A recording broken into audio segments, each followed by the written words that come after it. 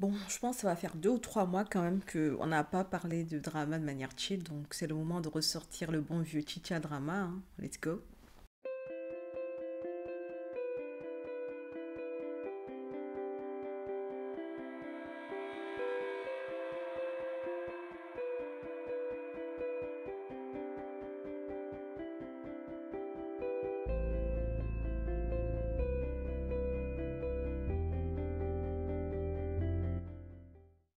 Hello, moi c'est Diane et bienvenue dans cette vidéo où je vais me parler de drama asiatique, de livres, de trucs que je trouve fun en général. Alors les chicha dramas, si vous n'avez pas l'habitude, ce sont des vidéos où je vous parle de manière assez chill des dramas que je visionne actuellement, ceux que j'ai fini, ceux que j'espère voir. Et on essaie souvent de ne pas être trop long en termes de durée, mais vous savez bien que ça déborde souvent aussi. Donc voilà, on essaie d'être chill, on essaie d'avoir des choses à manger, à grignoter, à boire, parce que c'est souvent des vidéos longues. Et on va aller directement dans le cœur du sujet parce que voilà, intro trop longue, fait vidéo aussi un peu longue. Donc let's go pour ce Chicha Drama 18. Alors entre le Chicha Drama 17 et 18, il y a eu pas mal de dramas que j'ai vus et j'ai déjà abordé quelques-uns dans une vidéo dédiée pour la période spooky. Donc je ne vais pas les réaborder par ici parce qu'il y a une vidéo qui est déjà sur la chaîne qui parle de ces dramas-là. Et si vous voulez avoir des infos sur Sweet Home saison 2 et 3, Young Song Creature saison 1, Parasite The Grey, Hellbound saison 2, School Tale The série, The Uncanny Counter saison 1 et Killer Paradox, Alice in Borderland saison 2, Goodbye Earth et puis The Days. Si vous voulez avoir des infos sur ces dramas-là, n'hésitez pas à aller voir cette vidéo qui est déjà disponible sur la chaîne. Je vous parle des dramas-là en question de manière chill aussi, mais dans une ambiance spooky et tout ça. Anyway, donc voilà, vous avez des infos de ce côté-là pour ces dramas-là et on va y aller parce que voilà, on veut pas une vidéo trop longue comme on l'a dit au début. Et dans la liste de dramas que j'ai fini de regarder, le premier dont je vais parler c'est The Story of Park, a Marriage Contract. C'est un drama coréen de 12 épisodes de 60 minutes. On est sur un drama périodique coréen et dedans on va suivre l'histoire d'une jeune femme en fait qui vient de se marier. Au soir de sa lune de miel, elle apprend que son mari, en fait, est quelqu'un qui a une maladie cardiaque et celui-ci va décéder quelques heures après leur mariage. Du coup, elle va se retrouver embarquée dans un complot bizarre. On va essayer d'attenter à sa vie aussi. Et pendant qu'on essaie d'attenter à sa vie, on la bascule dans un puits. Et le puits va avoir une dimension. Elle va se retrouver en fait à l'époque contemporaine de nos jours où voilà, elle sera un peu perturbée parce qu'elle comprend pas. Elle vient du passé, elle se retrouve dans un futur dont elle ne comprend rien du tout. Elle va croiser par hasard un jeune homme qui ressemble goutte pour goutte à son mari dans le passé. Et avec lui, elle va mettre en place un contrat pour lui permettre en fait d'avoir de quoi subvenir à ses besoins dans ce futur-là où elle n'a absolument rien. Et aider aussi le jeune homme là qui est dans une situation particulière où il a besoin d'avoir une fiancée ou une femme sous contrat pour gérer quelques business. Donc voilà, c'est leur histoire qu'on va nous raconter. Et du coup, on est sur une romance hein, avec une jeune femme qui, du coup, va découvrir un monde dont elle ne connaît absolument pas les codes. Donc, il y aura beaucoup de situations cocasses. C'est assez drôle par moments. C'est mignon. Vraiment, la romance, elle commence lentement, mais quand elle s'installe vraiment. Et voilà, on y croit à fond. J'ai vraiment passé un bon moment. C'est un drama qui n'est pas trop long. Du coup, en fait, il va plutôt rapidement au cœur des actions et plutôt rapidement au cœur des émotions aussi. Donc voilà, 12 épisodes, c'est parfait. Parfois, j'ai l'impression que les dramas devraient avoir que 12 épisodes parce qu'il y en a qui s'éternisent pour rien. Alors, j'ai également fini My Damn Business, qui est un BL coréen de 7 épisodes de 10 minutes. Voilà, on est sur des trucs assez short. Hein. Vous savez, quand j'ai la flemme et que je n'ai que des demi-journées, voilà, pas un week-end très long, je me rabats sur des dramas assez courts en fait pour avoir l'expérience quand même du drama que j'ai regardé durant le week-end, même s'il n'est pas très long, allez comprendre. Et en fait, Madame Business, c'est un biel coréen qui va nous raconter une histoire qui se passe dans un bureau qui est assez vide d'ailleurs. On est sur un bureau qui va être fermé bientôt parce que ils ont relocalisé toutes les personnes de ce bureau-là vers d'autres services et il n'en reste que deux qui doivent boucler en fait les derniers éléments pour que le service puisse fermer complètement. Il y aura un chef et son assistant qui a été mandaté spécialement pour aider le chef là pour boucler tout afin que les bureaux là soient fermés. Et les deux, là, ils vont se retrouver à deux dans un bureau tout le temps à faire le point sur voilà, les différents trucs à faire pour fermer l'activité. Ils vont avoir des discussions, des quiproquos, ils vont se retrouver à aller prendre de l'alcool ensemble. Et puis, voilà, ça va créer des liens entre eux. D'autant plus que le chef, en fait, il va tomber par hasard sur la clé USB de son assistant et dedans il y a en fait un webtoon BL sur lequel il tombe, donc il se dit que son assistant est gay, donc voilà, il va essayer de le taquiner un peu, il va essayer de flirter un peu avec lui, donc voilà, on est sur une romance un peu cute comme ça, elle est pas très longue et en même temps en 70 minutes, qu'est-ce que vous voulez qu'on raconte de très profond, voilà, on est sur une histoire qui va rapidement là où elle doit aller. On est sur une romance cute. Il y a quelques quiproquos que vont voir les personnages et puis après on va aller droit au cœur de la romance et ce sera des moments cute. Moi j'ai bien aimé le fait qu'il n'ait pas pensé à essayer de créer des problématiques pour rien. Honnêtement, ils n'ont pas essayé de perdre du temps sur ce genre de conneries. Donc ils sont allés vraiment que sur des personnes qui apprennent à se connaître et puis qui vont avoir des émotions l'une pour l'autre et puis qui après vont installer leur relation et tout ça. Et maintenant, c'était assez cute, c'était fluffy, donc pas mal. J'ai enchaîné ensuite Let Free the Curse of Taekwondo, qui est un BL coréen de 8 épisodes de 40 minutes. On est sur une histoire... Honnêtement, quand j'ai commencé ce drama, le premier épisode, j'étais là en mode oh boy, c'est trop le genre d'histoire que j'aime. Parce que c'est trop fluffy. Vous savez, les romances un peu trop fluffy, qui sont trop mignonnes, vous êtes là à sourire bêtement. Voilà. On était sur ce genre de vibe dans les premiers épisodes. Je vais vous expliquer un peu ce qui se passe après. Mais déjà, pour vous parler un peu du contexte de l'histoire. Alors, on est dans un petit village et dans ce village-là, on est sur un lycéen qui est en fin d'année. Il est en train de préparer son bac. Il est en train de préparer des examens ou passer des tests pour savoir quel genre d'université va l'accueillir l'année qui viendra. Et son père, en fait, tient un dojo de taekwondo. Il est doué en taekwondo parce que voilà, son père le lui a appris depuis qu'il est petit. Mais son père aussi, c'est quelqu'un qui est assez violent et qui n'hésite pas à taper en fait. C'est cette génération de parents-là qui pensent qu'il faut taper pour que ça rentre. Et l'histoire va démarrer quand un autre jeune homme vient de la ville, Séoul, pour prendre des cours avec le père du premier jeune homme. Et les deux vont devoir cohabiter ensemble. Vu que voilà, le père c'est comme une pension où on te donne des cours, on te donne à manger. Bref, c'est un package un peu comme ça et les deux vont cohabiter ensemble. L'un va aller à ses cours et tout ça, va préparer ses examens pour son bac et tout ça, et l'autre va se lever tous les jours, va aller prendre des cours taekwondo avec le père de l'autre dans le dojo qui est limite dans l'immeuble en fait où ils vivent. Donc voilà, les deux vont être aussi partenaires d'entraînement de temps en temps, les deux jeunes hommes, et des liens vont s'installer entre eux. Surtout qu'ils vont être liés par un drame, celui du père qui aime bien taper et il tape tout le monde en fait. Donc voilà, on est sur deux jeunes hommes qui vont se réfugier l'un à l'autre parce que ce qu'ils vivent avec le coach de taekwondo est justement très horrible. Et voilà, des liens vont s'installer entre eux, ils vont tomber en amour et c'est leur histoire qu'on va nous raconter. Et honnêtement, j'ai beaucoup aimé les 2 ou 3 premiers épisodes de ce drama parce que c'est hyper fluffy, vraiment, vous allez kiffer, c'est trop mignon. Ce qui se passe, comment s'installe en fait la relation de les deux compagnons de taekwondo jusqu'à ce qu'ils deviennent proches, jusqu'à ce qu'il y ait émotion et qu'ils se disent bon, on y va, on se lance et tout ça. Vous allez trop kiffer ça et après, il va y avoir un gros souci.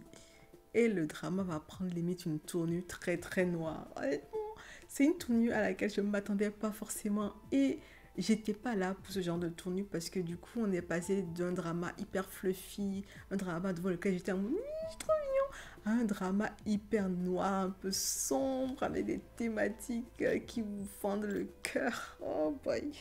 J'aurais dû m'en douter avec un coach qui est adepte de la bastonnade comme ça, vraiment. J'aurais dû m'en douter que les sujets seraient très graves, mais je me suis dit, c'est un élément et après ils vont se concentrer sur la romance fluffy, mais il se passe pas mal de choses dans ce drama, mais globalement c'est un drama qui a su faire ce qu'il a à faire. C'est un drama de bonne qualité, les images étaient bonnes, les intentions aussi étaient bonnes, la manière dont les actions se déroulaient, je trouvais qu'elles avaient du sens en soi. Et pour les thématiques dont il a envie de parler, je trouvais que le drama faisait touche quand même. Donc voilà, Benko.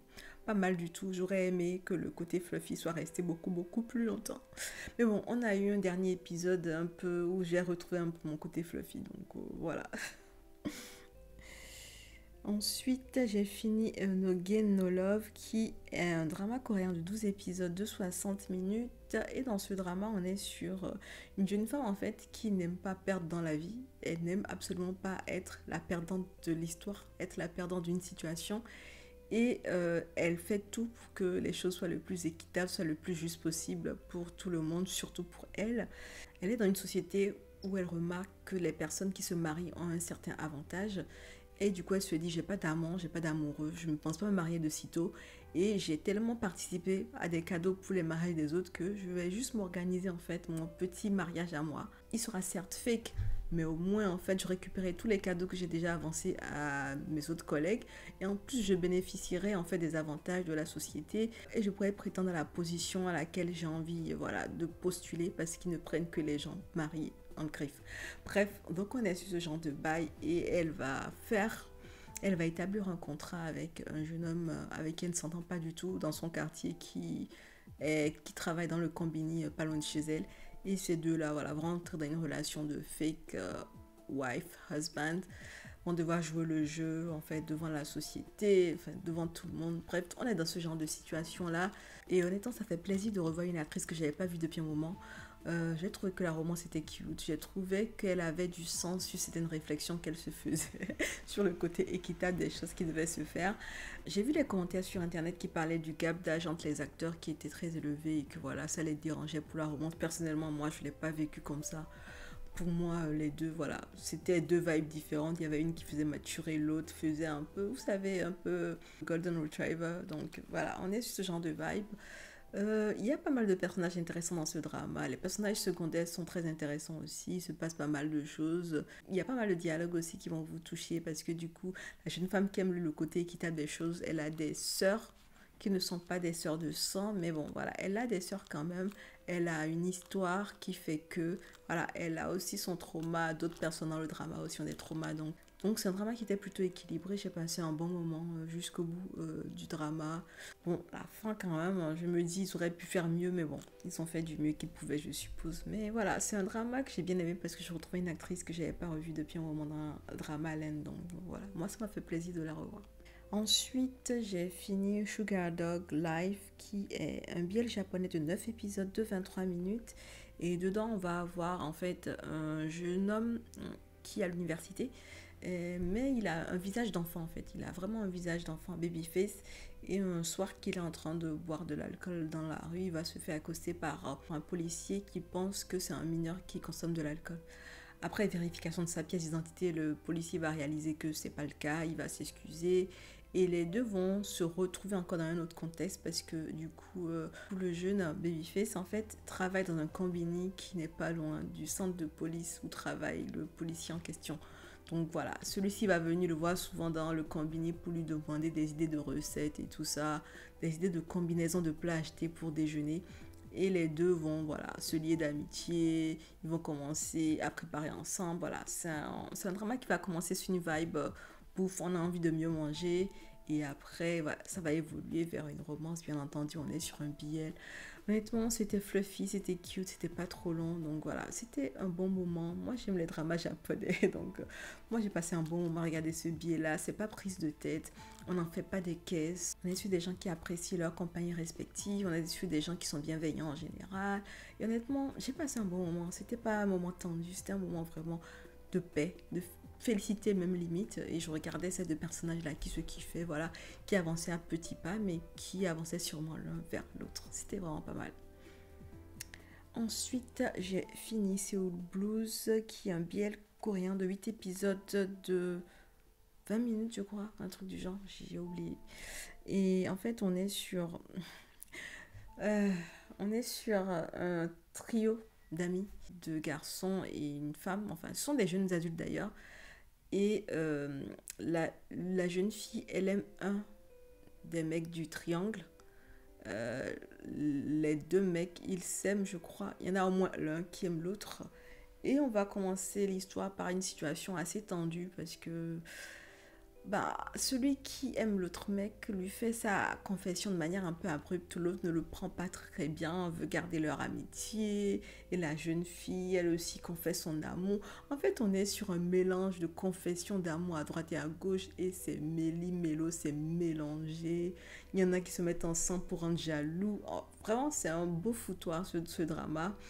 Et j'ai l'impression que c'est la maison qui produit ça, elle aime bien ce genre de drama là, parce que l'année dernière, elle avait déjà produit un drama dans une même vibe où c'était vraiment le foutoir. Pareil, dans ce drama, c'est le grave, le foutoir en fait. Il se passe pas mal de choses. Bon, vu que c'est un drama court, les choses avancent vite, un peu trop vite. Mais elles avancent vite parce qu'ils ont envie de créer des problèmes qui n'ont pas de sens selon moi, ou qu'ils ont envie d'aller sur la facilité. Ils l'ont déjà fait dans leur précédent drama. Donc là, ils l'ont refait encore ce coup-ci. Et ça m'a gavé, mais bon. Voilà. Voilà, c'est un drama très, très, très... Voilà, c'est un drama, voilà, très bordélique, on va dire. C'est un drama assez bordélique, on va dire. Au niveau des interactions entre les personnages, il y a un peu de toxicité aussi entre les personnages. Donc, c'est pas trop ma came, mais bon, voilà. C'est all blues, quoi. J'ai également fini A Beloved of a Lifetime, qui est un drama chinois de 26 épisodes de 15 minutes. On est dans un drama périodique à vibe chiancha. Et dedans, en fait, on va suivre un mariage. Le mariage se termine bien, mais après ce mariage-là, il va y avoir un massacre complet sur quasi toutes les personnes qui étaient présentes au mariage. Et une jeune fille va suivre, c'est la mariée, et elle réalise en fait que celui qui a massacré en fait toutes les personnes à son mariage, y compris son fiancé, son mari, est quelqu'un qu'elle venait de sauver d'une mort certaine. Elle l'a sauvé d'une mort certaine et finalement ce monsieur qu'elle a sauvé là, c'est le roi des démons, un truc du genre. Et du coup, voilà, il a attaqué sa tribu et on va lui dire, écoute, si tu veux ressusciter toute ta tribu, il faut que tu ailles voir le démon là, le maître démon, et que tu le fasses tomber amoureux de toi pour qu'il forge un cœur spécifique que tu pourras prendre pour utiliser pour faire la résurrection. Donc voilà. Donc elle va essayer de faire une mission de revanche, mais en mode Tsum Tsum. Et elle va aller dans la tribu du démon et va essayer de le séduire de manière éhontée. Et honnêtement, il y a beaucoup, la plupart, les 15 premiers épisodes, c'est que elle qui lui fait du rentre dedans de manière très éhontée. Elle est là pour le séduire et du coup, ça m'a rappelé, vous savez, ces dramas chinois qui sont courts là, où en fait, il y a que ce genre de truc. Ça fait un peu smut par moment. On est sur beaucoup de scènes où on sent qu'elle essaie de le séduire, elle va le toucher, elle va faire semblant de tomber, elle va le séduire. Enfin bref, on est sur ce genre de vibe et ça va être compilé à sa revanche parce qu'elle fait tout ça mais elle ne l'aime pas, mais finalement elle va l'aimer et après elle voudra prendre sa revanche, mais finalement elle va prendre la revanche, elle va regretter et du coup le gars va se venger lui aussi parce qu'il va apprendre qu'elle s'est foutue de lui. Bref, c'est des revanches à droite et à gauche et à un moment donné il va arrêter de faire des revanches pour se mettre ensemble. Voilà. Et j'ai fini également, vous ne devinerez jamais, Yves. Ça fait 1 an que je vous disais que je l'avais mis en pause et je l'ai fini. Yves, c'est un drama de 16 épisodes de 60 minutes. Je m'étais arrêtée à l'épisode 8. Je l'avais mis en pause et là, je me suis enchaînée les 8 derniers épisodes. Et honnêtement, ça s'est très bien passé. Tellement bien que j'ai même fait une review de Yves sur la chaîne. Donc, si vous voulez plus d'infos sur le drama Yves, n'hésitez pas à aller voir cette vidéo-là qui est dispo sur la chaîne. Honnêtement, j'ai essayé du mieux que je pouvais de vous donner envie d'aller voir Yves parce que j'aime trop l'actrice principale. J'ai un gros coup de cœur pour elle. Et pour résumer un peu l'histoire rapidement, Yves, c'est un drama en fait de revanche, hein, parce qu'on est sur une jeune femme qui veut prendre une revanche sur des personnes qui ont engendré, qui ont causé la mort de ses parents. Elle a vu la scène de ses yeux, elle a vu les personnes qui ont floué ses parents, les personnes qui ont causé la mort de ses parents quand elle était plus jeune. Elle a grandi dans le but de prendre revanche sur ceci. Et son moyen le plus simple pour le faire, c'est de d'aller séduire un homme marié qui a pas mal de pouvoir et qui pourra faire basculer les choses en sa faveur pour prendre sa revanche. Donc on est sur une Yves qui est très séductrice, qui n'a pas de moralité, qui s'en bat les et qui veut juste séduire pour récupérer en fait du pouvoir encore et encore. Et dedans, soyez dit, elle ne va pas vous laisser indifférente. Elle est vraiment magnifique. En vrai, allez voir la vidéo, je fais à la coup de Yves. J'ai vraiment beaucoup aimé Eve juste pour l'actrice en fait, parce que waouh, ce rôle lui va si bien. Bref. J'ai également fini Happy of the End, qui est un biel japonais de 8 épisodes de 25 minutes. C'est un biel qui a une vibe un peu sombre en fait, parce qu'on va avoir des personnages qui voilà, ont des traumas, qui se trimballent depuis pas mal d'années. Et dedans, on va suivre en fait Chihiro. Ouais, il s'appelait Chihiro. Chihiro, c'est quelqu'un qui est en manque d'amour en fait. Il se sent seul, souvent, très souvent. Et du coup, il survit en fait en s'accrochant à des personnes. Il survit en étant l'homme entretenu de certaines personnes. Et malgré le fait qu'il est entretenu par des personnes, ça ne va pas l'empêcher d'aller voir d'autres personnes parce qu'il se sent absolument et profondément seul. C'est quelqu'un qui se sent seul, qui a besoin d'être aimé, qui a besoin qu'on le rassure sur pas mal de choses. Et voilà, c'est quelqu'un qui trompe aussi ses compagnons. Du coup, ceux-ci le mettent souvent à la porte et se retrouvent souvent à la rue. Il va croiser dans un bar un jeune homme très beau à qui il va faire du rentre-dedans. Ça va se terminer sur allons à l'hôtel. Et à l'hôtel, ça va très mal se terminer. Chihiro va se faire tabasser littéralement parce que c'était un guet-apens et que le jeune homme là, il était là pour une mission. Voilà, récupérer quelque chose. Et les deux là, voilà, ils démarrent leur histoire sur un mauvais pied. Mais Chihiro, il a craqué sur ce beau jeune homme et il va s'accrocher à lui, coûte que coûte. Et ils vont s'associer pour essayer de faire des bises parce que du coup Chihiro il n'a plus d'endroit à rester, donc il cherche où rester. Il va s'accrocher au beau jeune homme. Celui-ci va lui montrer le milieu où il traîne, qui est un milieu de prostitution. Et en fait, les deux vont évoluer dans ce milieu-là.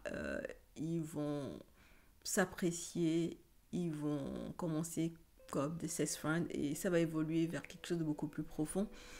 Et c'est un drama qui est noir et je ne m'attendais pas à l'aimer à ce point-là parce que, enfin, les deux jeunes hommes de cette romance, Chihiro et Keito, en fait, ce sont des âmes vraiment qui sont à mal, en fait.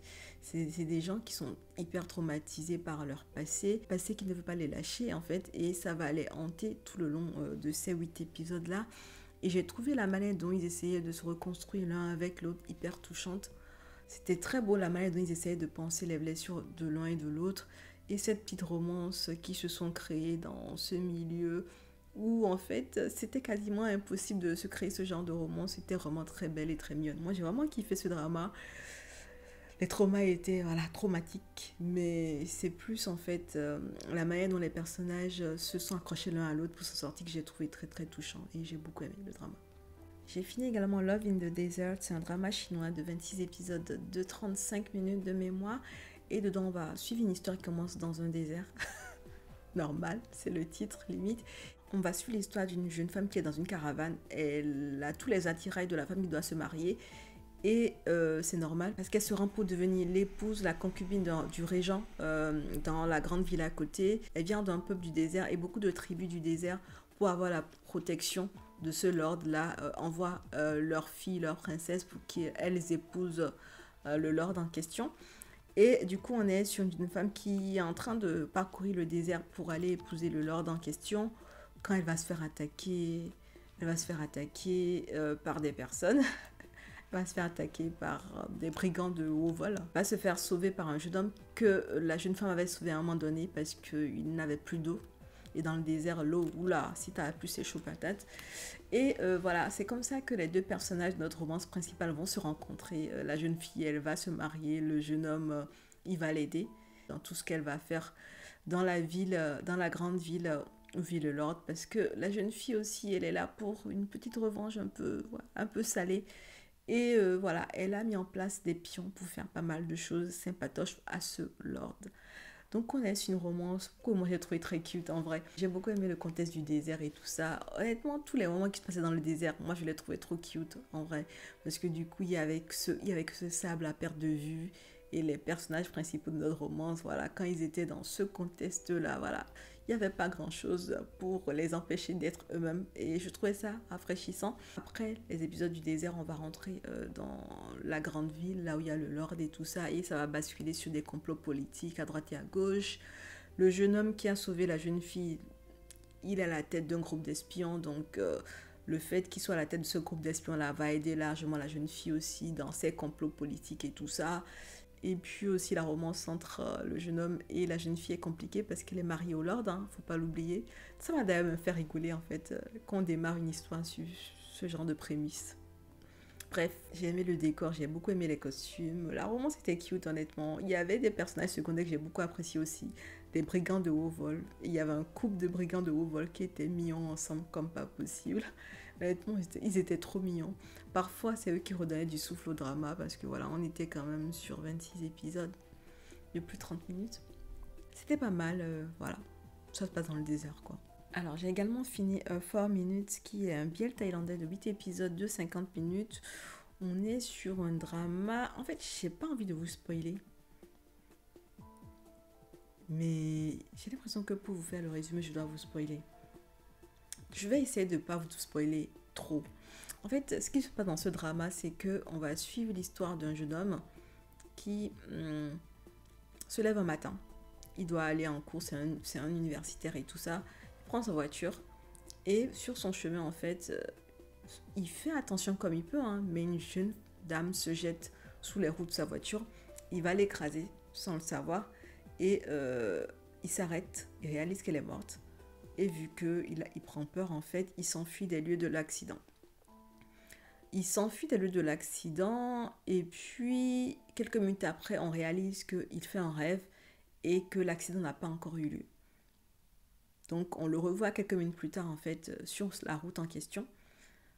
Il a déjà vu qu'il aura un accident, donc il fait super gaffe cette fois-ci et il arrive à ne pas trop faire de dommages à la dame qui se jette encore une fois sous ses roues. Du coup, à ce moment-là, il sauve la dame, il l'amène à l'hôpital et une scène va se passer à l'hôpital. Il pensait que la scène était réelle, mais il va réaliser encore une fois que il avait aperçu la scène dans le futur et qu'il va la vivre maintenant, cette scène-là.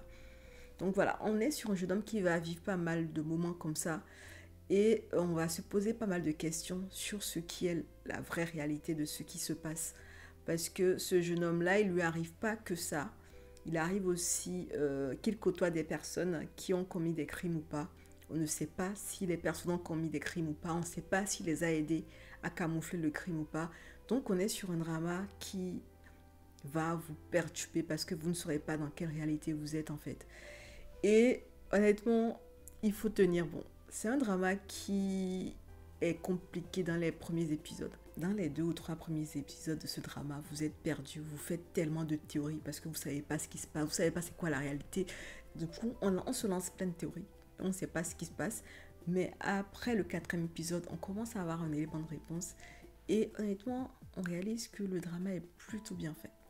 J'ai vraiment passé un bon moment à regarder ce drama-là. On est sur des choses que j'aime beaucoup, c'est-à-dire les réalités qui ne sont peut-être pas des réalités, les moments qui ne sont peut-être pas véridiques, ce genre de vibe où on doit décider si ce qu'on vit est vrai ou pas.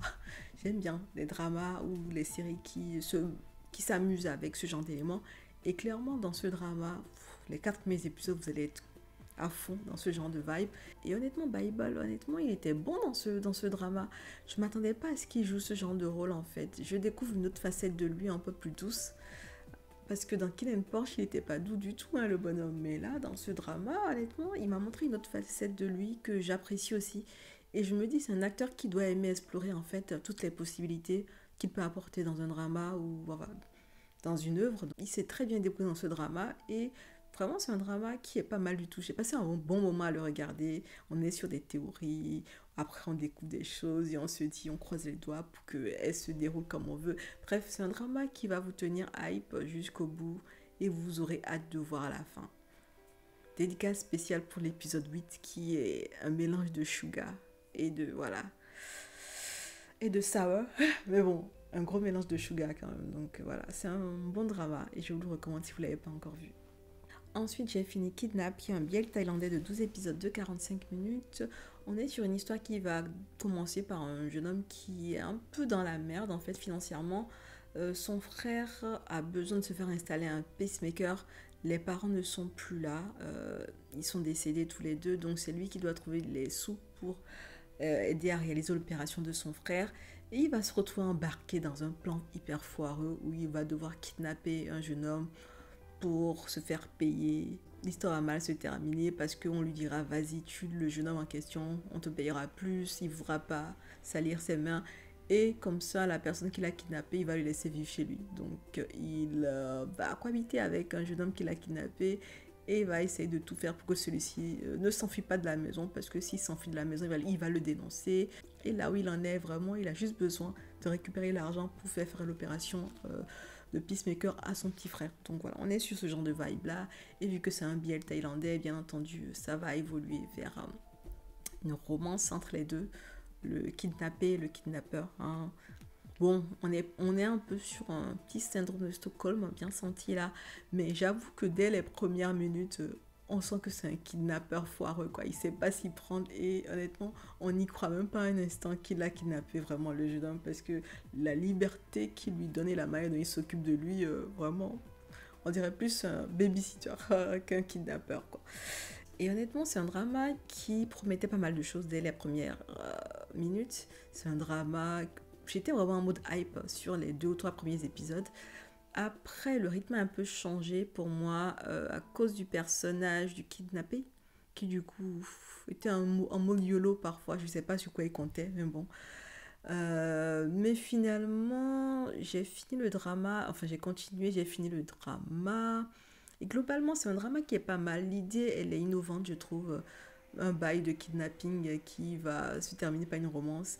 Il y a pas mal de personnages qui sont intéressants, comme le petit frère du kidnappeur et comme aussi d'autres amis du kidnappeur. Il y a aussi une très bonne alchimie entre le kidnappeur et le kidnappé, surtout sur les premiers épisodes où ils commencent à se découvrir, à se connaître, à devenir amis.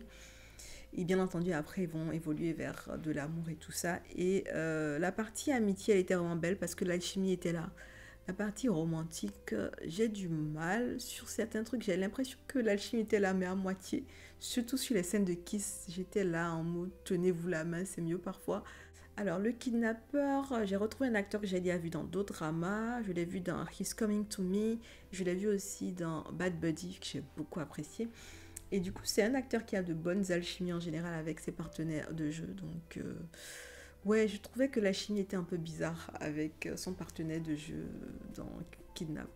Mais bon, l'idée, elle est assez drôle quand même pour l'histoire du kidnapping qui évolue vers la romance. Et il y a des moments qui sont sympas, il y a des moments où on rigole bien, il y a des moments qui sont fluffy.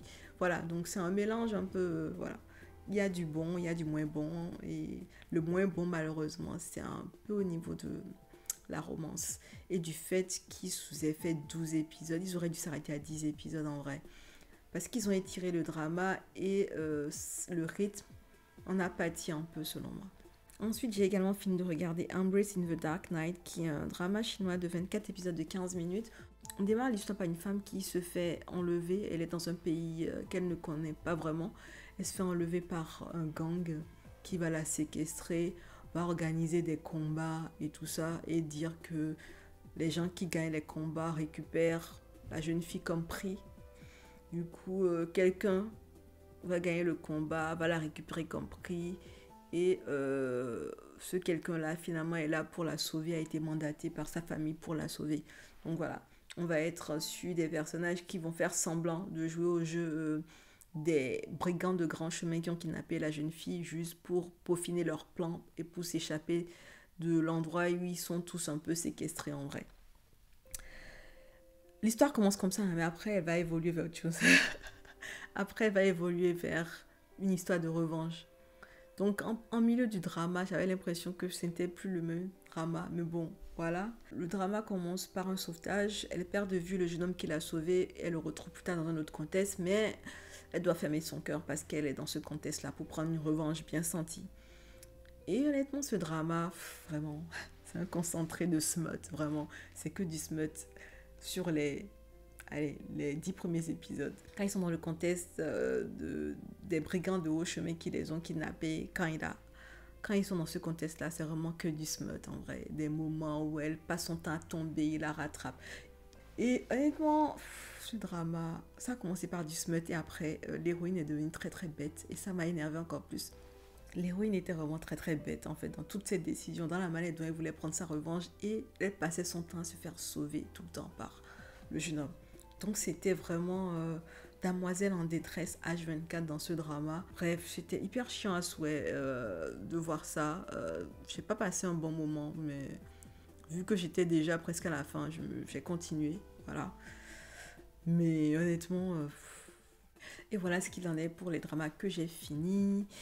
Alors, je ne sais pas si j'ai le temps de glisser les dramas que je suis actuellement, mais j'ai assurément envie de parler d'un drama que je vais arrêter parce que voilà, je l'ai mis en pause et finalement je me dis que je vais l'abandonner parce que voilà, j'aime pas trop. Il s'agit du drama The Judge from Hell. C'est un drama coréen de 14 épisodes de 60 minutes à peu près. Je suis à l'épisode 6 et je crois que j'avais déjà commencé à vous en parler dans le chit-chat précédent. On est sur une histoire avec une avocate qui va avoir un décès un peu tragique, va se retrouver envoyée en enfer et elle va avoir un jugement qui est aussi assez injuste. Et pour corriger le tir, on va envoyer la juge qui a posé le jugement en enfer sur elle dans le monde réel pour qu'elle se rachète en ramenant en enfer des âmes qui ont créé plein de problèmes sur la terre. Donc on est sur ce genre de vibe, on va être sur un juge qui a un démon qui vient des enfers et qui va poser souvent des jugements. Et honnêtement, ce qui m'a dérangé dans ce drama et qui m'empêche de continuer, c'est que les prémices de ce drama, moi je trouve que l'idée elle est bonne en vrai. En plus l'actrice, c'est rare de la voir dans ce genre de registre. Et je trouve que ça lui va bien. En fait, jouer la méchante, ça lui va super bien. Mais moi, ce qui m'a dérangé, c'est la moralité, le côté très amoral de ce drama sur le personnage du démon. En même temps, est-ce qu'on peut s'attendre à de la moralité de la part d'un démon? Non. Mais bon, moi, ça me dérangeait quand même. Parce qu'on était sur des scènes où limite, on avait l'impression, c'est pas qu'on avait l'impression, non, elle faisait vraiment ça. Elle était limite là à encourager des personnes à commettre des crimes juste pour attraper le criminel et les juger plus tard. En fait, c'était très bizarre comment est-ce que c'était tourné, ce genre de moment qu'elle avait, mais c'était vraiment ça. Après ça, c'était un juge qui était buté aussi, elle réfléchissait pas plus loin que ça. Et voilà, c'était chaud de la suivre quand même. Et moi, je pense que là où le m'a blesse et là où je me suis dit, je peux pas, c'est quand la romance va commencer et qu'elle va devenir tout à coup très très bête, plus bête qu'avant. Et j'étais là en mode, come on guys, je peux pas, je suis fatiguée. Et voilà, j'ai lâché l'affaire. Et le drama dont j'ai envie de parler, que je regarde actuellement, c'est Every You, Every Me, qui est en biel thaïlandais de... Je sais pas combien d'épisodes d'ailleurs, mais chaque épisode fait 50 minutes. Je suis à l'épisode 6 actuellement. Et en fait, quand je regardais ce drama, je comprenais rien. Jusqu'à ce que j'arrive à l'épisode 6. C'est là que j'ai compris ce qui se passe dans ce drama. J'ai pas envie de vous spoiler le drama, mais sachez que c'est un drama qui va mettre en avant des histoires avec des personnages qui vont revivre des romances à chaque fois. C'est comme si c'était des âmes qui s'étaient perdues de vue, mais qui vont se retrouver à chaque fois, qui vont être dans un univers. On va dire ça comme ça. Donc, il y a beaucoup d'épisodes qui vont raconter des histoires qui sont différentes l'une de l'autre. Vous n'allez rien comprendre, mais tenez bon. Je vous parle de ce drama, pourquoi? Parce que j'ai trouvé ingénieux la manière dont il a été construit. Quand je suis arrivée à la fin de l'épisode 6, j'ai compris pas mal de choses. Et ne serait-ce que pour ça, je me dis, honnêtement, ils ont réfléchi sur la manière de construire le truc, donc ouais, pas mal du tout. J'aime beaucoup ce que je vois pour l'instant. Et puis voilà, je vais pas trop m'attarder. Voilà les deux dramas dont j'ai envie de vous parler. Je pense bien que j'ai fini cette vidéo. J'espère qu'elle sera pas trop longue. N'hésitez pas à me mettre en commentaire ce que vous regardez actuellement comme drama, ce que vous avez fini de regarder aussi. N'hésitez pas à mettre tout ça en commentaire. On se dit à bientôt dans une prochaine vidéo et en attendant, prenez soin de vous. Allez, ciao!